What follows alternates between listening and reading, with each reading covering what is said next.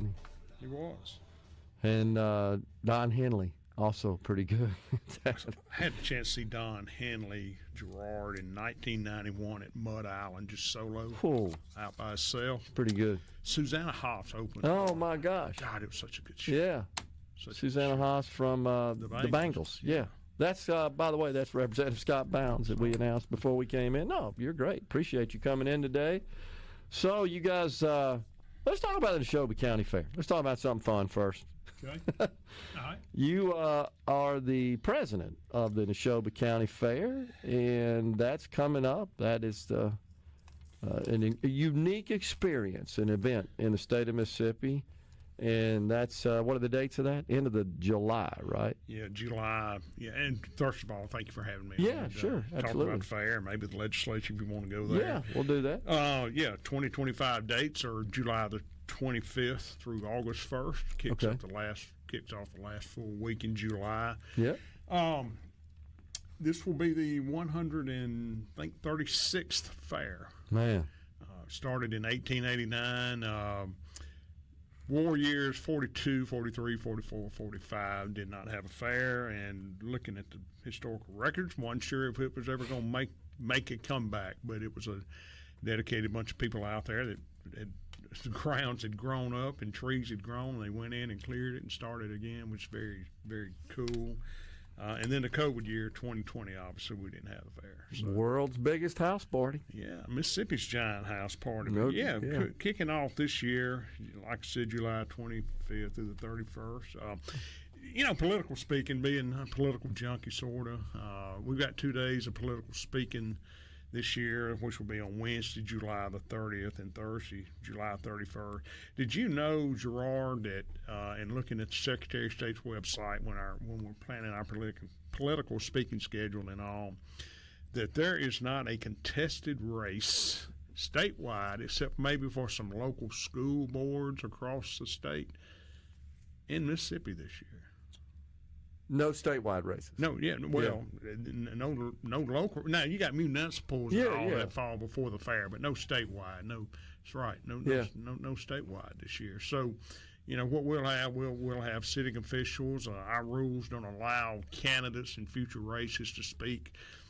They can only be invited to speak in years that race is being contested. Thanks for clarifying that. I wasn't sure. Yeah, they can only be extending an invitation, and we get that. We are really, really get that question a lot from candidates. Okay, I'd like to speak at the fair. Well, okay, we'll put you on the list, but you can't speak till your race is being contested. Okay, and so I got you. Yes, that's how we do that. But yeah, two mornings in that year, right? In that year. Okay, right. So for example, someone that's running for statewide office in 2027, which is 2.5 years from now, they would not be allowed to speak at the 25 or 26 fair. That's right. They would in the 27 fair. The 27 fair. Now, obviously, if you're a sitting official, that's how's that work?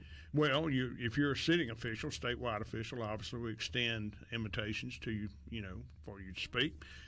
District officials, when I say district, like Neshoba County Fairs in the Central District of Mississippi, as far as the Transportation Commission and the Public Service Commission, legislative seats that encompass Neshoba County. That's what we call district, and those people are in the off years extending invitations to speak. Well, so all right, that makes sense. Yeah, so I will tell you that, and it's a matter of time, working around other things too. We allot 10 minutes for each candidate to speak, and most candidates use their 10 minutes, and or most sitting officials do also. But it's just there's no way to, with everything else that we got going on, it's just hard to schedule. Everybody won't. Yeah, no, that makes sense. But so you could have a situation where someone presently in statewide office that is allowed to speak. Sure. I mean, can they campaign? Can they talk about their future plans? Sure, if they want to. So you have a little advantage over those who are not in office. Maybe somewhat. We even get down so far in the weeds that if you are a sitting elected official in an election year, but you are also a candidate maybe for your office that you're currently in or another office, you only get one opportunity to speak. You're not going to get to speak on behalf of your sitting as an elected official and behalf of your candidacy too. So we've even got down into the weeds and thought of that that far. So, and the reason why is because we have been approached about that before. Why can't I speak 2 times? Yeah, and, sure. So we just put that into our policy. Okay. Just things like that you have to think about and try to work through. I got you. And well, I mean, it'd be hard to restrict it, but they could get around that, circumvent that. Yeah, and look, you don't ever. I mean, Gerard, you've been there. You don't ever know what somebody's going to say. Somebody this year that has aspirations in 2027. That's different than where they're at now. May announce that this year. Who knows? You never know. I mean, it's their show when they get their 10 minutes. I got you. It's their show. So, but just 2 days this year: Wednesday, July 30th, Thursday, July 31st. We'll have political speaking in that morning. In fact, we are sitting down this afternoon, myself and a couple other people on the committee with me on that committee, and we're going to try to finalize the times. We've already got the days set for everybody. Okay. Try to finalize the times, get that sent out to everybody. And how does that work, Scott? Do they contact you and request? Well, no, we do have a policy. Our policy, obviously we, from the governor down to constables at the county level, we extend invitations. Okay. And we extend invitations at our. So anybody that qualifies under the rules, essentially. Yeah, basically anybody that qualifies for, and that's why again it goes back to what we were talking about earlier. We don't in off years we don't invite any of the county officials to speak. Just in election years they're allowed to speak, but. Our invitation, and obviously you want your statewide elected officials, your district officials there, your legislators, some of your Supreme Court justices that represent that area. So, I mean, there's a really, Gerard, there is a method to our madness in how we determine that, and I will say that we are consistently fair on what we do. Okay. On that. Yeah. So, well, I know that you're diligent in that respect, and I respect that. And I don't know how you could control a situation where you got somebody that you want to hear from that's in office, and you'd like for them to give a report, but they also might be a future candidate. Sure. They could. So, and it's fair. It brings different things every year. You and I were talking before we came on air about we got a new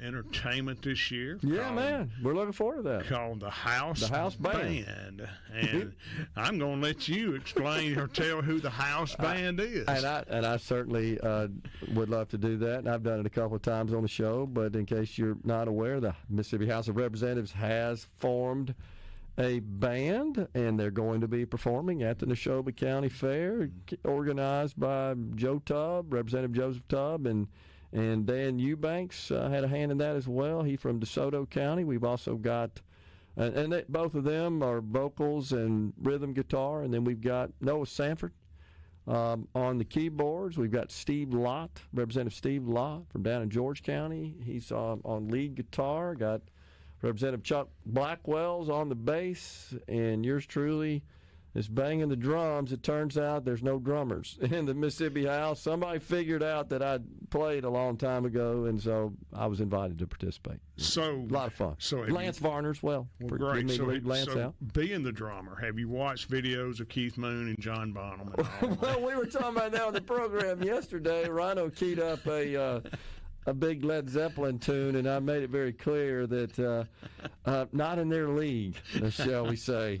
Well, we're looking forward to having a house band and seeing you. We're not bad, though. We've had a couple of practices. We're not bad. I'm looking forward to it. I know it'll be good. We're going to have fun. Want to talk about obviously big news for 2026 in the next 7 break. Maybe. We'll come back with that. We got Representative Scott Bounds in the Element Well studio. We're coming right back. So we're visiting with Representative Scott Bounds. He represents District 44 over there in Neshoba County. What other counties touches your district? Okay, so the House District 44 encompasses the biggest part of Neshoba County and one precinct in Leake County, down in the southeast corner, the Salem precinct. Okay. Very good precinct. I love my Leake County people. Okay, that's awesome. Leake County people. And then you're also president of the Neshoba County Fair. That's what we've been talking about. So end of the month is when the fair, end of July, pardon me. Yeah. But you said that we may have a change in dates starting next year. Yeah, I want to go back to 25 real quick. Okay, sure. We were talking about the band. Yeah, the house band. The house band. That's going to be on Thursday, July 31st. That'll be after the morning political speaking. So should tie in with all of y'all real good. And should be fun. People are going to be expecting I just got a ski-daddle from the set there of Founder Square over to the stage to play music with my bandmates there. Yeah, we'll make it work. Yeah, so, big announcement from the fair a couple of weeks ago today, 2 weeks ago today, in fact, changing the dates for 2026 from June the 19th to June the 26th, moving it back about a month. Okay. It's not, Gerard, not something that we just said, hey, you know what, we're going to change the dates. This is something that's been sort of on our radar for several years, and it's just some factors that came together that said, okay, you know, for the best interest of the fair, this is what we need to do. Biggest thing is early school starts. Yeah. Right? I mean, early school starts. We had people coming to the fair on Friday, and it's going to happen this year too. I mean, because we haven't changed the dates this year, but we have people coming to the fair on Friday. They're leaving on Sunday afternoon because the kids have got to be back in school, or kids have got to be back in school, or teachers have got to be back in school. Yeah, and that I mean, that impact, that's really is impacting us. And then looking to the future, and I don't know what's going to happen here, and I've never served on the education committee in the House in my tenure in the House, but I think at some point we're hearing a lot of rumblings that may go to a year-round school schedule, and if that happens, we want to fall into that sweet spot at the end of June to where people will be able when they're off. Yeah, when they're able to enjoy the fair. Our fair manager is a retired principal. He administrator, was in school business for over 30 years and does a fantastic job for us. But, I put him and a few others. I've got another young lady on the board with us that's she's at East Mississippi Community College. But anyway, they're tied into the education community, and I had them do a lot of legwork with talking to administrators across the state and just getting thoughts about what may be happening in the future. And we feel like that may be happening. But just changing the dates, and it's not as easy as that. We've got to, be sure that our rodeo contractor can accommodate that change. Our carnival contractor, our horse racing people, the harness drivers, the harness horses who a lot of them are based out of Tennessee and the Starkville area and things like that race at tracks in Kentucky and Tennessee, and then the running horses that come out of Louisiana and the jockeys that come out of Louisiana. So there was a lot of bases we had to cover. Do we find a absolute sweet spot with this date of June 19th through the 26th in 2026 that's great for everybody? No. My biggest probably opponent of it has been my younger brother, who just said, y'all didn't even look at the College World Series dates. I said, yeah, we did. We did look at the College World Series dates, and it does conflict with the Championship Series weekend if, Mississippi State or Southern or Ole Miss is in it. But then again, at the end of the day, we've got to do what we think is in the best interest of the fair. And along the College World Series line, we said, can you imagine the watch parties that'd be going on out there?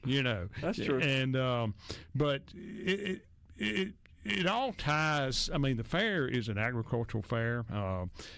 Livestock shows. I mean, we're seeing, or we have seen and are seeing less participation in our livestock shows from the youth because they're back in school that week. Okay. They're having to go back to school. So early, man. So early. Yeah. So we're all of those factors came together for us to do what, again, we think is in the best interest of the Neshoba County Fair, and that's what we think. Now, we had been in the format of announcing fair dates out 2 or 3 years in advance.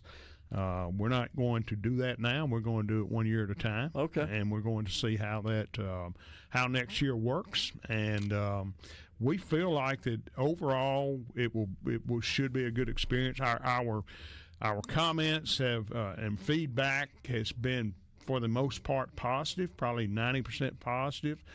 We have had those 10% of the keyboard warriors who just get on there and rant and rave, but they never have just never ask us why. They just rant and rave. But we here again, we think it's in the best interest of the fair to do this. But I want to remind everybody, this is in 2026. It's not this year. Yeah. Not this year. So, but a lot of factors had to. A lot of things we had to go. Our utility providers. Central Electric. We had to be sure that they were going to have not too many people on vacation, because they're great to us. They keep people on grounds in case we have allergies. Okay. Our water, our central water. I mean, all those things you have to. We just need to come up with this in a week and say, big checklist. Yeah, let's just let's check every box if we can. But yeah, makes sense. But here again, we know we're not going to please everybody, but we want as many people to be able to participate as we can. Yeah, I looked at it. I went, you know what, in election years, like statewide election year 2027, I went, okay, the fair is the last big political stump before the primaries in early August. I said, we're going to miss that. How's that going to impact politics in 2027? It's a month, though. Yeah, it's still a month. If we keep it at around those dates then, and I feel like we probably will, but we'll see how 26 goes. But, that was always sort of the last big statewide stump that, that statewide officials could have to. So I don't want it to keeping my fingers crossed that that momentum will stay there with the statewide candidates. And it likely will be a bit cooler potentially than it is at the end of July, end of June. That is the biggest probably thing that's been shared with me by people is, it may be cooler. Yeah. It may be cooler because it can be blistering hot in that end of July. It hasn't been that bad the last couple of years, it honestly. hasn't really been as bad as the humidity hasn't been as strong. So we're going to try it. Yeah. We're going to try it. Okay. And again, we think it's I love I want to go to College World Series. Mississippi State goes, I want to go. But again, we got to do what we think is in the best interest of the fair, and that's the decision that we made, and we're going to run with it. And I'm sure there's things out there we have not thought about. I'm sure. I mean, just small things. Okay. But you'll figure it out. I think we have checked the box on the big things, and we just want people to. And we're not. And I will tell you, Gerard, at the local level, people that owns cabins and campers and things like that, we're giving them the same amount of days. Okay. That the power will be on. We're not shorting that or anything. We're just moving the dates back that we'll be turning the power on, and then actually it's going to be from April the 15th through July the 15th is when the power will be on for people to go out there and start using their cabins and things like that. And on average, it's been anywhere from 88 to 92 days a year. We went back and did a 10-year look back on how long power was on, and next year I think it's actually like 91 days. So we're not shorting that. That was a big thing locally. Oh, they're going to charge us the same amount for our utilities and cut 2 weeks off of us. No, we're not doing that. You know? And so just all those little nuances that you have to cover your bases on. We hope we've done that. Yeah. So. No, I'm sure it'll work out. And of course, whatever you potentially miss the first year you do this, you'll have that taken care of in future years, because pretty much everything's going to happen, likely to happen in the first year. Yeah, absolutely. Yeah. Anything that we've missed or any, I bet you won't. You've been doing that a long time, man. You guys know what's going on. The whole team. So. Yeah, but if we do, we'll go from there. Okay, we'll go from there. We ain't gotten to the budget yet. Can you hang around? Yes, sir. All right, we got another segment in the hour. It's a short one, but we got Scott Bounds. He's a member of the Mississippi House of Representatives in the Element Wealth Studio. We'll talk about the special session in the next segment. Coming right back. We were just sitting here on the break talking about the Doors. So Rhino accompanied Waiting for the Sun. I think that was the title of one of the albums, if I'm not mistaken, right? That was third album. Yeah, okay. Waiting for the Sun. Yeah, good one. We got Representative Scott Bounds, also a Doors fan, we found out on the break. Yeah. He's in the Element Well studio. So yesterday, sine die by the Senate. You guys the day before. I got the days right here. I can't remember. Yeah. So the House we sine died Thursday morning at like 1:15 a.m. A.m. Okay. Mm-hmm. And then later on, when the rest of the people were stirring, when you sent it over the Senate, and they agreed and sine died. Right. Yeah. The Speaker put out a press release. He was somewhat critical of the Senate in that respect. Well, I listened to most of the debate yesterday afternoon that the Senate had on the appropriation bills, and for the most part, it went as it should. I mean, they had debate, and there was a couple of bills that I thought was a little bit interesting. The public defenders bill, the appropriation for the state public defenders, there was an amendment that created some issues, and but yeah, at the end of the day, I don't want to be critical. At the end of the day, well, maybe my words were too harsh. No. I thought no. I read the statement, and we came in, we got the budget done. I was in the negotiations prior to the special session. Gerard, I want to commend my colleagues that were at the table as far as Appropriations Chairman Reed, and Chairman Cockerham, Chairman Mills, Chairman DeWeese, Chairman Oliver, myself, and also our negotiators on the other side of the table.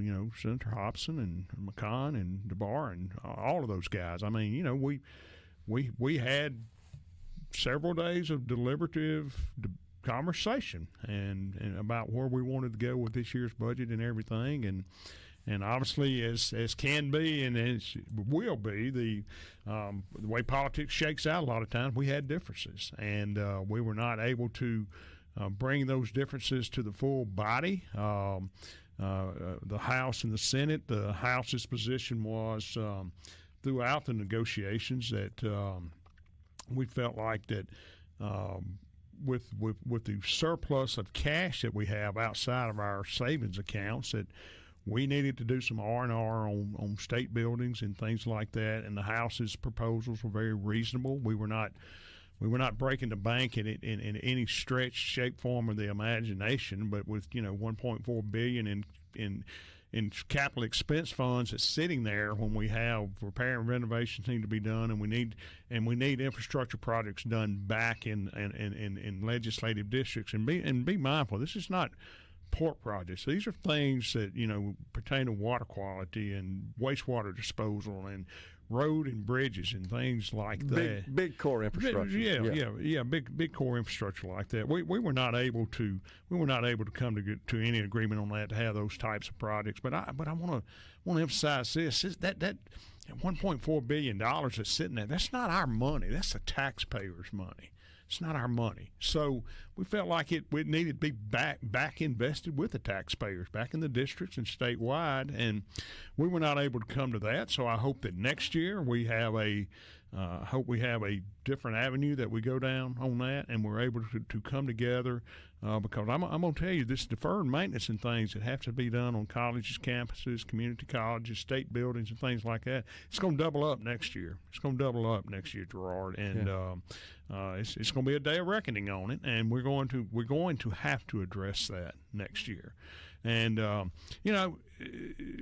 our revenues continue to be good. I noticed yesterday that the Joint Legislative Budget staff had sent out a estimate through yesterday. So 2 more days. This was yesterday. 2 more days left to go in the month, today and tomorrow.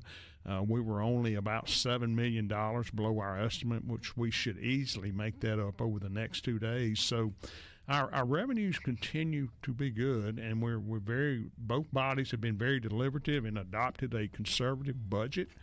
And so we should be good on our spending this year. Okay. We pretty much everything came in at a legislative budget recommendation, which is pretty much level. We did have across all agencies. We had increases in health insurance. We had increases in their PERS and that's right. Thing we call vacancy funding. 1.57% increase total. Yeah, that's right, and a very, very, very small part. So a $7.135 billion general fund. That's what it is. 7.135. Yeah. So, right. But yeah, we got it done, and hopefully we won't be back in session until January, and we'll start work then. Scott, appreciate you coming in. I appreciate having the opportunity. Thanks, man. sir. Representative Scott Bounds. We got Fox News Super Talk News next. Stay with us. We're coming right back.